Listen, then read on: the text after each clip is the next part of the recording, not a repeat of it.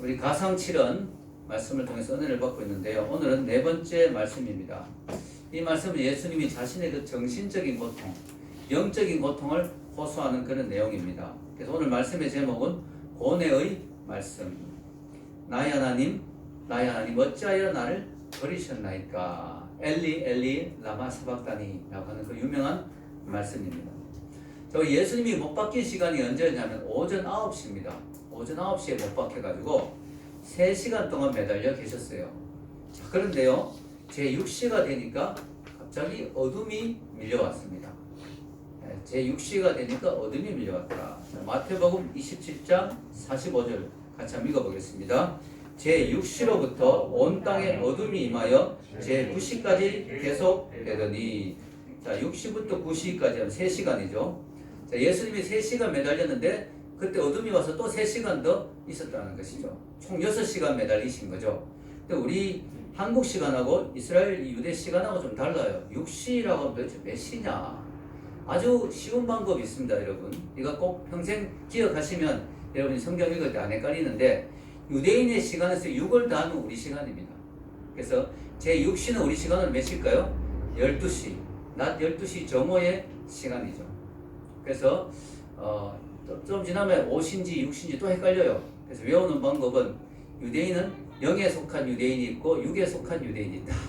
그래서 6시, 6을 더하면은 6에 속한 유대인을 더하면 우리 시간이 됩니다. 자, 여러분, 6시, 즉 12시에 갑자기 해가 어두워지면서 엄청난 어둠이 임하였습니다. 3시간 동안. 자, 12시는 가장 밝은 시간이죠. 정오니까. 근데 이 시간에 갑자기 캄캄한 어둠이 왔다는 것은, 이것은 기상이변이죠. 기상이변. 인간의 말로 설명할 수 없는 어떤 영적인 신비한 그런 역사입니다. 자, 근데 이 말씀을, 고뇌의 말씀을 하시기 전에 바로 이런 어둠이 밀려왔어요. 그래서 이 영적인 의미가 있죠. 이 예수님의 그 고뇌, 이 고통을 상징하는 것이 바로 이 어둠이라는 거죠. 자, 구약 성경에 보면요, 해가 빛을 잃는 그 사건들은 주로 하나님의 심판을 묘사합니다. 한 예를 들어 보면 아모스 8장 9절에 이런 말씀이 있습니다. 같이 읽겠습니다. 주 여호와의 말씀이니라. 그날에 내가 해를 대낮에 지게 하여 백주의 땅을 캄캄하게 하며. 자, 이게 심판의 날입니다. 심판의 날이 오면 해가 대낮에, 해가 갑자기 없어진다.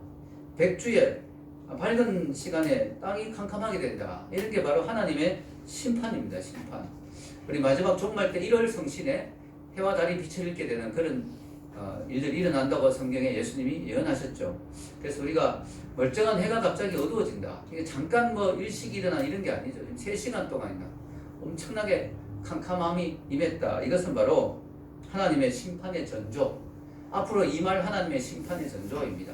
그래서 여기 두 가지 의미가 있어요. 지금 임하는 그 하나님의 심판과 앞으로 임할 심판을 미리 보여주는 거죠. 자, 먼저 첫 번째는 앞으로 임할 심판을 보여주는 거죠. 즉, 이 어둠은 하나님의 아들을 모욕한 악인들에 대한 하나님의 심판을 보여줍니다. 지금 당장 예수님을 고통을 주는 그 악인들에 대한 심판과 동시에 앞으로 임할 심판, 하나님을 거역한 자들에게 앞으로 하나님 내리실 그 심판을 미리 보여주는 거죠. 자, 이들은 하나님의 아들이신 예수님, 아무 죄가 없는 분, 아무 나쁜 짓도 하지 않은 그분을 모욕을 주고 때리고 못 받고 고통을 주었습니다. 이 캄캄한 어둠은 뭐냐? 이것에 대한 하나님의 분노를 드러냅니다. 하나님이 자신의 아들이 우리의 죄를 대신해서 십자가에 못 박혔기 때문에 그 모든 걸 당하도록 놔두셨어요. 그러나 하나님이 이것은 부당한 일이다. 여기에 대한 하나님의 진노가 있다는 것을 보여주는 사인이 바로 캄캄한 어둠입니다. 자, 여러분, 당장 예수님을 못 박은 자들에게 심판이 임하진 않았어요. 그들이 벼락을 맞아 쓰러지진 않았습니다. 그러나 이 캄캄한 어둠은 뭐냐? 예수님을 못 박은 자들이 앞으로 당하게 될 지옥의 심판, 끔찍한 하나님의 진노, 그것을 보여주는 것입니다. 여러분, 동시에 우리도 그 자리에 있지는 않았지만 우리도 예수님의 그 십자가에 동참한 사람이죠. 왜냐? 우리 죄 때문에 죽으셨으니까. 그래서 우리도 어떤 면에서는 예수님을 십자가에 못 박은 무리들과 조금 다를 바가 없는 존재죠. 그래서 우리 또한 하나님 앞에 회개하지 않으면 뭐예요? 이런 캄캄한 지옥의 고통이 우리에게 찾아올 거란 사실을 이 어둠이 우리에게 보여주는 것입니다. 자, 두 번째로는 첫 번째는 이 어둠은 하나님의 아들을 모욕한 악인들에 대한 하나님의 심판을 보여줍니다. 빈칸을 제대로 이야기 안 하면 나중에 또 묻는 사람이 있더라고요. 자, 두 번째 이 어둠은 우리의 죄를 대신 지신 아들에 대한 하나님 아버지의 심판의 성격이 있습니다. 자, 예수님이 어쨌든 그 순간에는 죄인이 되어서 죽었습니다. 죄인의 모습으로 매달렸어요. 그래서 죄인에게는 하나님의 심판이 임한다는 것이죠. 예수님은 그 순간에 최악의 끔찍스러운 죄인이 되었습니다. 왜냐? 우리 인류의 모든 죄를 다 지셨으니까. 인류의 모든 죄를 다 덮었었으니까. 그 순간에는 정말로 끔찍한 흉악범이 되었습니다. 비록 예수님이 직접 그런 짓을 하지는 않았지만 그 순간에는 그런 존재가 되었죠. 최악의 사기꾼, 최악의 거짓말쟁이, 최악의 살인범, 최악의 강간범, 가장 끔찍한 흉악범, 가장 심각한 아동 학대자, 가장 엄청난 전쟁을 일으킨 전범, 가장 끔찍한 존재가 되었어. 가장 혐오스러운 존재가 되어서 그 순간에 매달려 있었기 때문에 하나님은 죄에 대한 심판으로 캄캄한 어둠을 주신 것입니다. 여러분, 성경은 예수님에 대해서 이렇게 이야기합니다. 고린도후서 5장 21절 같이 읽어보겠습니다. 하나님이 죄를 알지도 못하신 이를 우리를 대신하여 죄로 삼으신 것은 우리로 하여금 그 안에서 하나님의 의가 되게 하려 하심이라. 예수님은 죄를 알지도 못해. 죄를 안 지은 정도가 아니고 죄를 알지도 못하는, 정말 죄하고는 아무 상관이 없는 너무 순결하고 깨끗한 분이지만 그 순간에는 우리를 대신해서 뭐요? 죄로 삼으셨다. 이 영어로 보니까요, 죄로 삼았단 말이 to be sin이라고 되어 있어요. 우리 보통 죄인이라고 하면 sin너잖아, sinner. 예수님이 그 순간에 죄인이 되었다, 우리 보통 그렇게 생각하는데 그게 아니고 죄 자체가 됐다는 거예요. 죄 덩어리가 됐다는 거예요. 끔찍하고 흉측한 죄 덩어리 자체가 돼버린 거예요. 죄인 정도가 된 게 아니에요. 그냥 온갖 인간의 모든 죄를 똘똘 뭉쳐서 그분 위에 다 얹어버린 거예요. 아예 죄 덩어리가 된 거예요. 아주 혐오스러운 죄 덩어리가 된 거죠. 하나님은 죄인을 똑바로 쳐다볼 수가 없죠. 죄를 하나님이 혐오하시니까 거룩한 하나님이 죄를 보지 않죠. 고개를 돌리시죠. 그 순간에 하나님은 예수님을 끔찍한 죄 덩어리로 보셨기 때문에 하나님이 그 죄를 참아볼 수 없어서 캄캄한 어둠으로 덮으신 것입니다. 그리고 앞으로 우리에게 임할 엄청난 심판을 미리 보여주시는 거죠. 그 순간에 예수님은 그 심판을 미리 당하고 계셨습니다. 그래서 우리는 안 당해도 되는 거예요. 왜냐? 예수님이 이미 당하셨기 때문에 그 순간에 우리를 위해서 당하고 계셨던 거죠. 여러분, 이스라엘 백성들이 과거에 출애굽할 때 10가지 재앙이 임했습니다. 바로가 하나님 앞에서 강파하게 하다가 하나님의 심판, 이 재앙이 결국은 심판이거든요. 하나씩 하나님의 심판이 임했는데, 여러분 그 9번째 재앙, 9번째 심판이 뭔지 여러분 기억하세요? 손으로 만질 만한 그런 흑암이 임했습니다. 아주 끔찍한, 진짜 그냥 어두운 정도가 아니고 막 그냥 완전히 그냥 상상할 수 없는 그런 끔찍한 어둠이 3일 동안 임했습니다. 3일 동안. 그리고 6월절 어린 양 예수님이 죽으셨어요. 왜? 죽음의 사자가 임했기 때문에. 10번째 재앙은 바로 장자 재앙이죠. 죽음의 사자가 임하는. 자, 여러분, 이게 공통점이 있습니다. 이스라엘에 출애굽할 때 마지막 그 심판을 앞두고 캄캄한 재앙이 임했습니다. 그때 6월절 어린 양이 죽었습니다. 3일 동안 어둠이 임했어요. 예수님은 우리를 위한 6월절 양으로 죽으셨어요. 예수님 죽기 바라고 마지막 순간, 예수님 이 말씀 하시고 몇 마디 더 하시고 바로 죽으시거든요. 예수님 죽기 바로 그 순간에 캄캄한 어둠이 임했습니다. 그리고 3일 동안 어둠이 임했는데 3시간 동안 어둠이 임했습니다. 세례 요한은 예수님을 보시고 이렇게 말했죠. 요한복음 1장 29절, 보라, 세상 죄를 지고 가는 하나님의 어린 양이로다. 예수님 바로 6월절 양이라는 거죠. 6월절 양 때문에 이스라엘 백성은 살았어요. 예수님이 6월절 양으로 죽어주셨기 때문에 예수를 믿는 우리는 살 수 있는 거예요. 아멘. 그러나 예수님은 그 순간 캄캄한 어둠 가운데 죽으셨습니다. 예수님은 이 어둠의 고통, 이 어둠은 단순히 어둡다 이런 걸 말하는 게 아니라 하나님과의 영적인 분리를 의미하죠. 하나님의 버림받음을 의미하죠. 지옥의 고통을 의미합니다. 그래서 예수님이 이렇게 절규하십니다. 나의 하나님, 나의 하나님, 어찌하여 나를 버리셨나이까? 버림받은 고통을 호소하십니다. 버림을 받은 것입니다. 여러분 성경에 보면 구약에는 레위기서 특히 보면 그 짐승을 잡아 죽이는 제사가 참 많이 나오죠. 피가 많이 나옵니다. 피가. 근데요 너무 놀라운 게 구약의 그 제사 중에 아주 특별한 제물이 하나 있어요. 이 제물은 피를 흘리지 않아요. 이 제물은 버림받습니다. 특별한 일이죠. 이게 바로 아사셀 염소라는 염소입니다. 자, 성경의 레위기서 16장 10절을 읽어보면 읽겠습니다. 아사셀을 위하여 제비 뽑은 염소는 산채로 여 앞에 두었다가 그것으로 속죄하고 아사셀을 위하여 광야로 보낼지니라. 이 염소는 속죄 염소인데 인간의 죄를 대신하는 염소인데 이 염소는 죽이지 않고 아사셀이라 해서 광야로 쫓아버립니다. 거기서는 살 수가 없어요. 이 염소도. 거기서 염소는 죽는 거죠. 버림받아 죽는 염소. 이 아사셀 염소가 바로 버림받아 죽는 예수님을 상징하는 염소입니다. 즉 예수 그리스도가 하나님께 철저히 버림받을 것을 미리 이 아사셀 염소를 통하여 보여주시는 겁니다. 여러분 버림받는다는 것은 참 비참한 것이죠. 참 괴로운 것입니다. 사랑하는 친구가 믿었던 친구가 나를 배신할 때 버림받을 때 참 마음이 아프고 힘들죠. 사랑하는 배우자가 만약에 나를 배신하고 정말 그렇게 했다. 너무 막 가슴 아픈 일이죠. 정말 하나밖에 없는 부모가 나를 버렸다. 너무 마음 아픈 일이죠. 그 모든 버림받음은 너무나 고통스러움입니다. 그러나 그보다 더 끔찍한 버림받음이 있죠. 뭐냐? 피조물인 우리 인간이 창조주 하나님께 버림받는다. 즉 하나님께 버림받는다는 것은 정말 끔찍한 것이죠. 왜냐하면 거기엔 소망이 없기 때문에. 그것은 완전한 절망이죠. 소망이 없는 것이 바로 하나님께 버림받는 것입니다. 여러분 성경은 죄의 결과가 무엇이라고 이야기합니까? 로마서 6장 23절 읽겠습니다.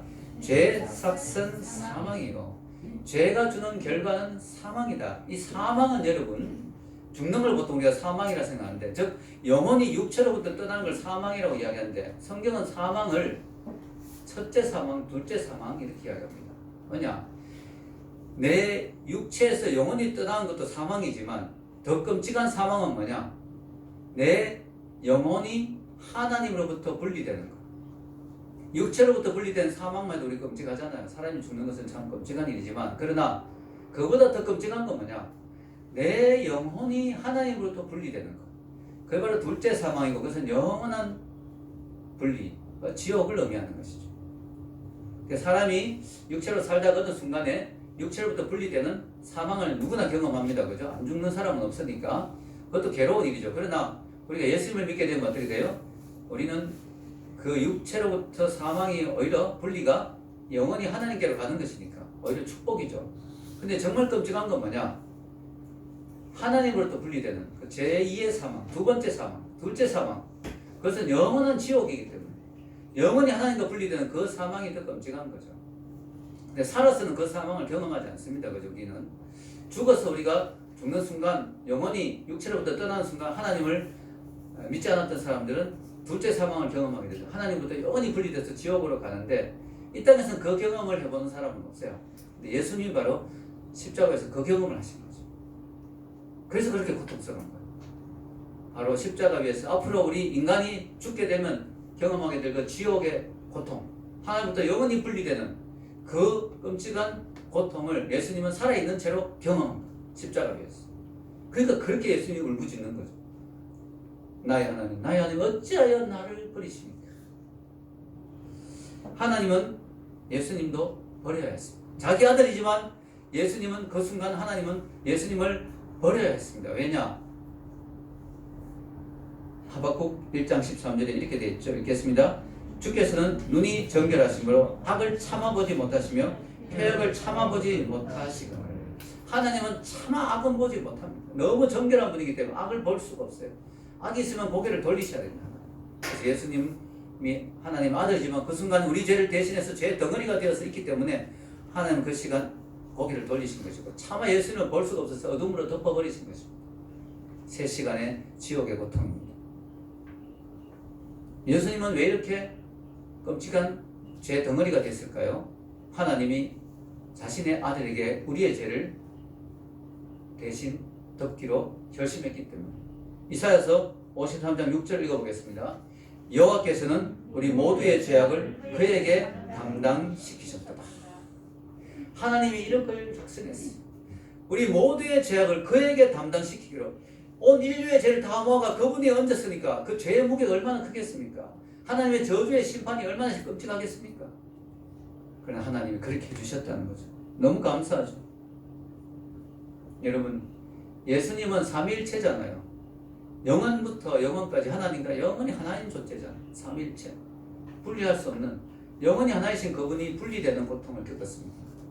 예수님 이 땅에 계셨을 때 하나님과 얼마나 친밀했는지 몰라요. 이 땅에 육신으로 왔지만 여전히 하나님과 하나 되는 예수님이었어요. 요한복음 11장 45절에 보면 항상 내 말을 들으시는 줄을 내가 알았나이다. 예수님 기도하시면서도 이렇게 당당히 기도. 아버지여, 내 말을 들으심을 감사합니다. 항상 내 말씀을 듣는 줄 저는 알고 있습니다. 예수님은 이렇게 하나님과 친밀했습니다. 하나님이 예수님이 뭐 말하는데 안 들은 적이 없어요. 무심한 적이 없었습니다. 모른 척한 적이 없었습니다. 그런데 오늘 예수님이 이렇게 절규하는데 하나님은 안 들으시는 거예요. 요한복음 8장 29절 읽겠습니다. 나를 보내신 이가 나와 함께 하시도다. 나는 항상 그가 기뻐하신 일을 행함으로 나를 혼자 두지 아니하셨느니라. 임마누엘 하나님이 예수님을 혼자 내버려 둔 적이 없어요. 늘 동행해 주셨어요. 늘 옆에 계셨어요. 늘 하나 되어서 함께 하셨어요. 예수님이 뭐라고 하실 때마다 하나님 바로바로 응답해 주셨어요. 여러분 성경에 보면 예수님이 기도에 응답받지 못한 적 없죠. 바로바로 응답해 주셨어요. 예수님과 하나님은 늘 하나였는데 이 순간만은 하나님이 아무리 예수님이 울부짖고 부르짖어도 응답하지 않습니다. 하나님 왜 나를 버리십니까? 나를 버리지 마세요. 응답해도 하나님 응답하지 않습니다. 기도해도 하나님 전혀 반응하지 않습니다. 여러분, 죄라는 것은 이렇게 무서운 거죠. 죄는 분리를 가져옵니다. 여러분 그렇잖아요. 당장 내가 집에서 아버지한테 죄를 지어도 아버지 얼굴 못 보잖아요. 자꾸 피해 다니죠. 그렇잖아요. 아담 가와가 죄를 지었을 때 바로 하나님은 피해 숨은 거잖아요. 죄는 분리를 가져옵니다. 그죠? 죄는 분리를 가져와요. 자 여러분, 죄는 무서운 거예요. 그래서 우리는 경각심을 가져야 됩니다. 뭐냐? 하나님의 아들인 예수님조차도 죄가 있다면 이렇게 끔찍하게 하나님이 다루시는데 우리 인간이 죄를 지었다면 그 죄를 해결하지 않고 하나님 심판답에 선다면 우리는 얼마나 심각할 것이냐. 이걸 예수님의 십자가를 보면서 우리는 경각심을 가져야 되죠. 지금 세상 사람들 모르고 막 살아가고 있는데 죄인이면서도 모르고 막 사는데 예수님이 하나님의 아들인데도 죄를 해결하지 죄의 문제가 있을 때 죄가 있을 때는 이렇게 심각하게 다루었는데 하나님이 우리 인간이 죄가 있다면 얼마나 심각할 것인가요? 그 진노 앞에 설 수 있는 사람은 아무도 없어요. 나홈 1장 6절 읽겠습니다. 시작. 누가 능히 그의 분노 앞에 서며 누가 능히 그의 진노를 감당하랴. 감당이 안 됩니다. 여러분 감당이 안 돼요. 하나님의 진노 하나님의 분노 앞에서는 누구도 감당이 안 돼요. 그런데 감당할 수 있는 분이 유일하게 이 온 우주에서 단 한 분이 계시죠. 누굴까요? 예수님이에요. 그래서 그 진노 앞에 서야 될 분이 예수님이에요. 예수님 죄가 없는 분이니까 그 진노와 분노를 당하지만 다시 살아나실 수가 있는 거죠. 부활하실 수가 있는 거죠. 그 진노를 능히 이겨내고 감당할 수가 있는 거죠. 아드핑크는 다음과 같이 말했습니다. 드디어 나옵니다. 아드핑크. 자 읽겠습니다. 주이시며 구주이신 예수 그리스도의 사랑스러운 인격 안에 그 답이 있다. 누가 감당할 수 있겠느냐? 하나님 진노를 그 인격 안에 답이 있다. 그만이 홀로 설 수 있었다. 오직 한 분만이 그 저주를 견딜 수 있었고 저주를 딛고 승리자로 일어날 수 있었다. 오직 한 분만이 그 모든 복수의 진노를 참아내고 의의 법을 찬미하고 영화롭게 할 수 있었다. 오직 한 분만이 사탄에게 발꿈치를 상하시고도 죽음의 능력을 가진 사탄을 멸망시킬 수 있으셨다. 아멘. 오직 한 분만이, 오직 한 분이신 그분만이 그 하나님의 진노와 그 심판을 이겨내고 능히 감당할 수 있었기 때문에 예수님이 그 자리에 서야만 했다는 거죠. 그러나 예수님 자신은 너무나 괴로웠다는 거죠. 지옥의 고통이었다는 거죠. 여러분, 우리가 분명히 알아야 될 사실은 예수님의 십자가는 하나의 우리에게 보여주는 중요한 샘플입니다. 예수님이 하나님의 아들인데도 그랬다면, 그 끔찍한 심판을 받았다면 끝까지 예수님을 거부하는 자들이 받을 형벌은 얼마나 크겠느냐. 끔찍할 것이라는 것이죠. 자, 데살로니가 후서 1장 8절에서 9절 읽겠습니다. 하나님을 모르는 자들과 우리 주 예수의 복음에 복종하지 않는 자들에게 형벌을 내리시리니 이런 자들은 주의 얼굴과 그의 힘의 영광을 떠나 영원한 멸망의 형벌을 받으리로다. 아멘. 그의 힘의 영광을 떠나 주의 얼굴과 그의 힘의 영광을 떠나 분리입니다. 분리. 어떤 자들이 하나님을 모르는 자들과 예수님의 복음에 복종하지 않은 자들. 그래서 여러분 복음이 중요한 거예요. 복음을 전하는데 안 받아들이잖아요. 에이 어쩔 수 없네. 어쩔 수 없지만요. 안 받아들인 그 사람에게 정말 심각한 문제가 일어나는 거예요. 복음이 중요한 거예요. 복음을 거부한 자들에게는 영원한 형벌이 찾아옵니다. 예수님의 심판의 그 십자가의 고통에서 보여줬던 그런 끔찍한 일들이 일어난다는 거죠. 하나님과 영원히 분리되어서 영원한 어둠 가운데서 고통받는. 여러분 하나님은 모든 축복과 모든 선의 근원이시죠. 하나님과 분리된다는 건 뭐예요? 모든 좋은 것으로부터 멀어진다. 어떤 사람은 여러분은 예수님을 안 믿어 하나님과 분리된다면 뭐 하나님 없이 살지 뭐 이렇게 쉽게 생각하는 사람이 있는데 아닙니다. 여러분 하나님 없이 살 수가 없어요. 하나님으로부터 모든 우리 호흡이 오고 햇빛이 오고 공기가 오고 좋은 거 아름다운 거 다 하나님으로부터 오고 심지어 빛이 하나님으로부터 옵니다. 그죠? 그래서 여러분 지옥에 가면 어떻게 돼요? 빛이 하나도 없어요. 빛이 하나도 없어. 빛이 전혀 없습니다. 끔찍한 어둠의 고통 미리 지금 보여주잖아요. 지옥의 캄캄함을 지옥의 어둠의 고통을 미리 보여주잖아요. 끔찍합니다. 여러분 우리는 너무 지옥을 쉽게 생각해요. 지옥에 가면 뭐 나는 지옥이 좋아. 왜? 잘 나가는 내 친구들은 다 지옥에 있을 것 같아. 천국 가면 심심할 것 같아. 재미있게 노는 친구들은 다 지옥에 있을 것 같아. 착각입니다. 지옥은 분리의 장소예요. 하나님과도 분리되고 인간끼리도 다 분리돼요. 혼자 캄캄 어둠 속에서 고통받는 거예요. 천국은 친교의 장소죠. 사랑하는 사람들과 만납니다. 천국에서 다 하나 되어서 만나면서 함께 예배하고. 천국은 하나됨의 장소지만 지옥은 분리의 장소예요. 하나님과도 분리되고 모든 사람들이 다 분리돼서 고통받는 거예요. 여러분 끔찍한 것입니다. 그 모든 고통을 우리 주님이 대신 주셨습니다. 그래서 우리는 이 지옥의 고통을 겪을 필요가 없어요. 이 하나님의 심판을 우리가 맞이할 필요가 없어요. 왜? 우리의 죄의 값이 이미 치러졌기 때문에. 아멘. 예수님이 죄의 값을 치렀기 때문에 하나님의 요구는 만족됐습니다. 죄인에 대한 하나님의 요구, 죄인은 이만큼 벌을 받아야 된다는 하나님의 요구는 만족됐습니다. 예수님이 하나님께 버림받음으로 우리는 영원히 하나님의 임재를 누리게 됐습니다. 아더 핑크는 다음과 같이 말합니다. 읽겠습니다. 그가 끔찍한 어두움 가운데 들어가셔서 내가 빛 가운데 걷게 되었다. 그가 진노의 잔을 드셔서 내가 기쁨의 축제를 걸게 되었다. 그가 버림받아서 내가 사함을 받게 되었다. 예수님이 버림받아서 이제 우리는 하나님께 버림받지 않아도 되는 그런 존재가 되었습니다. 예수님이 하나님과 분리되는 아픔을 겪어서 우리는 하나님과 이제 하나 되는 친밀함을 누리게 됐습니다. 그래서 여러분 예수님은 이 부르짖음, 이 절규는 바로 하나님의 심판을 당하는 자의 그 고통을 묘사하는 것이고 하나님께 버림받은 자의 괴로움을 묘사하는 것인데요. 놀라운 사실은요. 여기서 우리는 예수님의 놀라운 믿음을 볼 수가 있어요. 뭐냐? 하나님께 지금 버림받는 순간, 하나님과 분리되는 순간, 하나님께 저주받는 그 순간에 끝까지 하나님을 붙드는 예수님. 이걸 우리가 볼 수 있습니다. 그래서 예수님의 믿음을 우리는 볼 수 있어요. 다시 한번 그 본문을 읽어보면요. 마태복음 27장 46절 나의 하나님, 나의 하나님 어찌하여 나를 버리셨나이까. 여러분 성경을 보면요. 예수님의 하나님을 단 한 번도 하나님이라고 부른 적이 없어요. 복음서 전체를 다 살펴봐도요.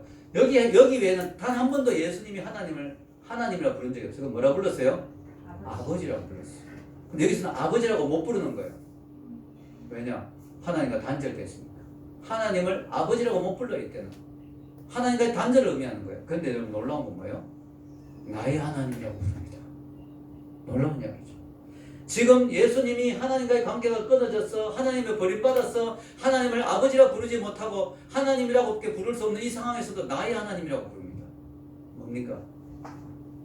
바로 고난의 절규였지만 불신의 절규는 아니었다는 거죠. 내가 지금 괴롭다는 것이지만 하나님을 못 믿겠다는 건 아니죠. 지금 하나님이 나로부터 한 발짝 물러서셨지만 나는 여전히 하나님께 향한다는 것이죠. 지금 하나님이 나를 버렸지만 나는 하나님을 붙잡겠다는 거죠. 아멘. 찬란하고 빛나는 아름다운 믿음입니다. 지금 하나님이 나를 버린 것 같은 이 상황이지만 나는 하나님이 여전히 나의 하나님이시다. 그분은 나를 완전히 버리지 않았다는 걸 믿는 거죠. 예수님은 지금 이 고통은 뭐냐? 여러분 인생은 영혼의 밤이라는 게 있잖아요. 캄캄한 영혼의 밤. 우리 인생에 어두운 시간이 있잖아요. 예수님은 지금 자기의 삶에서 가장 어두운 시간을 겪고 있어요. 그 순간에도 예수님은 믿음의 사투를 벌이는 거죠. 마치 하나님이 지금 없는 것 같이 느껴지는 이 순간, 여러분, 인간이 너무 고통스러워 하나님 없는 것 같잖아요. 하나님 나를 버리신 것 같잖아요.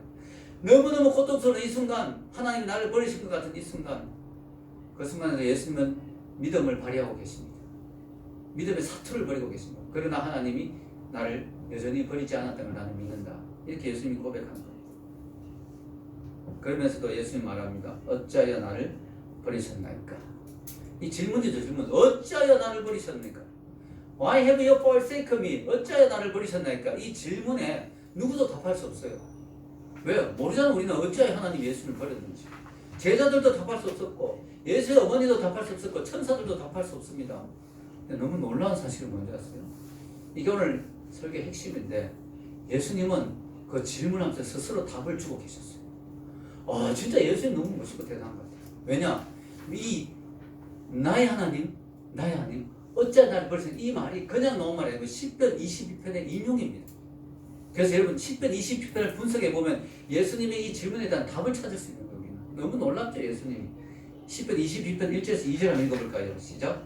내 하나님이여 어찌 나를 버리셨나이까? 어찌 나를 멀리하여 돕지 아니하시며 내 신음소리를 듣지 아니하시나이까? 내 하나님이여 내가 낮에도 부르짖고 밤에도 잠잠하지 아니하오니 응답하지 아니하시나이다. 요 앞에 두 절이 바로 똑같습니다.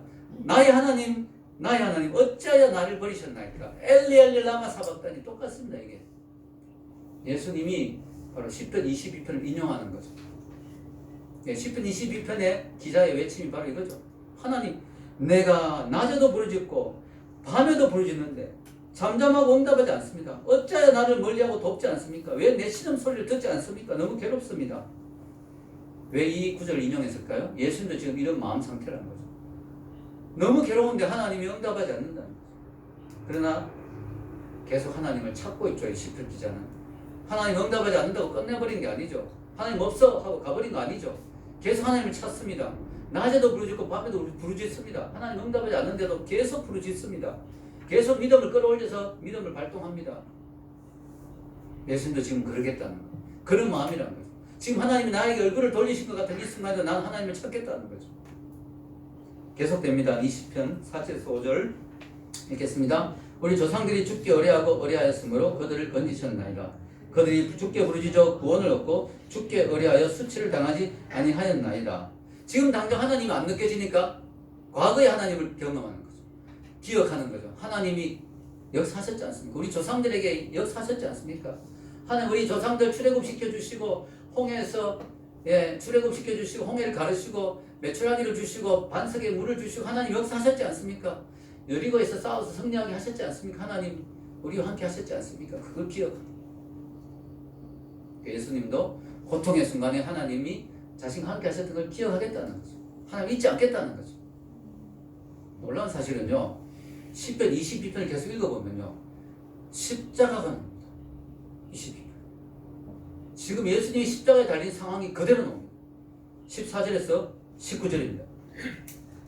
같이 읽어보겠습니다. 시작.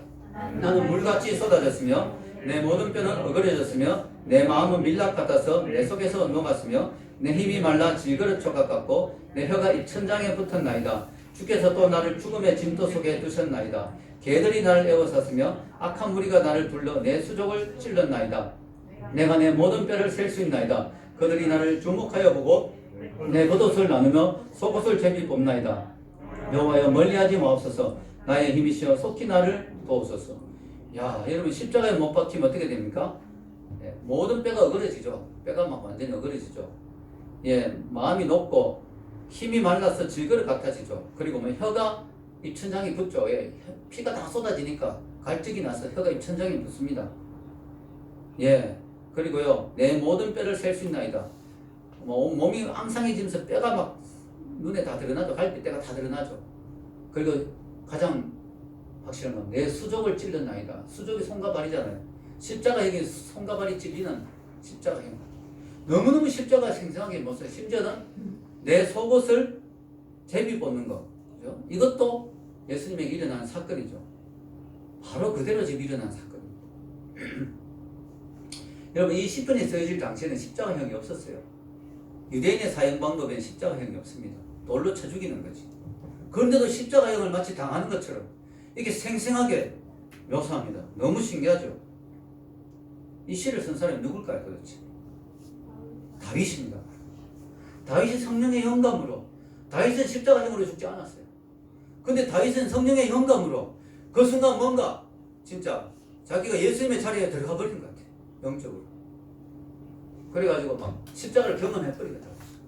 그 극심한 고난 가운데 다윗이 갑자기 십자가를 경험해버려. 놀라운 사실은 그렇지만 기도한다는 거죠. 나를 속기 도우소서. 더 놀라운 건 뭐예요? 찬송까지 한다는 거야. 22편 22절에서 23절 읽겠습니다. 내가 주의 이름을 형제에게 선포하고 회중 가운데서 주를 찬송하리이다. 여호와를 두려워하는 너희여 그를 찬송할지어다. 야곱의 모든 자손이여 그에게 영광을 돌릴지어다. 너희 이스라엘 모든 자손이여 그를 경외할지어다. 여러분 우리가 괴로운 가운데 기도 한참마다 찬송을 왜 합니까? 응답받은 걸로 믿고 찬송하는 거 아닙니까? 감사잖아요. 여러분 이 고난 가운데서 시편 기자는 하나님 응답하신 것을 믿고 찬송하는 거죠. 예수님은 지금 앞에 한 구절만 인용했지만 예수님의 그 기도에는 이 모든 게 다 들어가 있습니다. 22편 전체를 머리에 두고 예수님이 이 말씀하신 거예요. 예수님이 찬송하겠다는 거죠. 고난 가운데 하나님을 찬송하겠다는 거죠. 하나님을 찬양하겠다는 거죠. 더 놀라운 건 뭘까요? 마지막에 이 마지막은 아니지만 이 끝부분에 보면 시편 22편 27절에 이 말씀까지 나옵니다. 땅의 모든 것이 여호와를 기억하고 돌아오며 모든 나라의 모든 족속이 주의 앞에 예배하리니. 예수님은 아셨습니다. 내가 지금 고통 가운데 있지만 하나님은 나를 버렸지만 버린 것 같이 느껴지지만 그러나 하나님은 반드시 나를 다시 살리실 것이고 그래서 난 하나님을 찬송하게 될 것이고 나의 죽음과 부활을 통해서 모든 민족이 주님 앞에 돌아온 날이 앞으로 올 것이다. 아멘. 열방이 주님을 예배한 날이 올 것이다. 열방이 구원받을 것이다. 거기까지 예수님이 보신 거예요. 할렐루야. 아, 우리 예수님 너무 놀라운 거죠. 자, 마지막 세 번째, 고난을 대하는 우리의 자세를 말씀을 나누고 마치겠습니다. 우리가 예수님의 이 고난 가운데 믿음의 고백을 보면서 뭐예요? 우리도 고난이 있을 거 아니에요. 우리가 어떤 자세를 가져야 되는지를 배울 수가 있습니다. 인생에서 고난과 어려움이 없는 사람은 없습니다. 누구나 인생의 캄캄한 영혼의 어두운 밤을 지나는 때가 있습니다. 그때 우리는 어떻게 그 영혼의 어두운 밤을 지나야 될 것인가? 어떤 사람은 원망하고 불평합니다. 그죠? 하나님 어디 있느냐고, 하나님 도대체 뭐 하시느냐고 원망하고 불평합니다. 그러나 하나님이 느껴지지 않는 그 순간에도 예수님처럼 우리는 뭐예요? 믿음을 발동해야 됩니다. 하나님 눈에 보이지 않지만 내 지금 어두운 시간에 느껴지지 않지만 하나님 함께 하심을 믿습니다. 아멘. 아멘. 예. 내가 지금 이 고난을 이해할 수 없지만 하나님 내 삶에 하나님의 섭리가 있을 줄 믿습니다. 그 하나님의 손길에 나를 맡깁니다. 아멘. 그렇게 되면 그 사람은 정금같이 연단되어 나오는 거죠. 예수님 우리에게 이렇게 약속하셨잖아요. 읽겠습니다. 요한복음 14장 18절 내가 너희를 고아와 같이 버려두지 아니하고 너희에게로 오리라. 내가 너희를 고아와 같이 버려두지 않겠다. 반드시 너희들과 함께 하겠다. 약속하셨어요. 그래서 여러분 우리는 아무리 어떤 고난이 와도요 내가 혼자라고 생각하면 안 돼요. 어떤 고난이 와도 내가 버림받았다고 생각하면 안 돼요. 예수님이 함께 하겠다고 했잖아요. 임마누엘 하겠다고 했잖아요. 여러분 우리는 어떤 존재가 되느냐면 예수님이 지금 십자가 위에서 버림받았기 때문에 우리는 하나님께 절대로 버림받을 수 없는 존재가 되고 말았습니다. 아멘. 버림받고 싶어도 버림받을 수 없는 존재가 되어버렸습니다. 예수님이 우리 때문에 버림받아 주셨기 때문에 그 예수님 때문에 우리는 버림받고 싶어도 버림받을 수 없는 존재가 됐습니다. 그래서 우리가 어떤 고난 가운데서도 우리는 버림받았다고 생각하면 안 됩니다. 하나님이 이제 떠났다고 생각하면 안 됩니다. 여전히 하나님 함께 계십니다. 내 눈에 보이지 않지만 내가 느껴지지 않지만 그럴 때 우리는 예수님의 믿음을 본받아야 됩니다. 고난의 시간을 통과할 때 영혼의 어두운 밤, 칠흑같이 어두운 영혼의 밤을 통과할 때 밤이 깊을수록 별은 더욱 빛납니다. 힘들고 어려운 순간에 내 믿음은 더 아름답게 찬란하게 빛나야 됩니다. 아멘. 예수님의 십자가 위에서의 믿음의 고백은 바로 우리에게 이런 믿음이 진짜 믿음이라는 것을 보여줍니다. 여러분 모두가 그런 믿음을 갖게 되기를 주의 이름으로 축원합니다. 기도하겠습니다.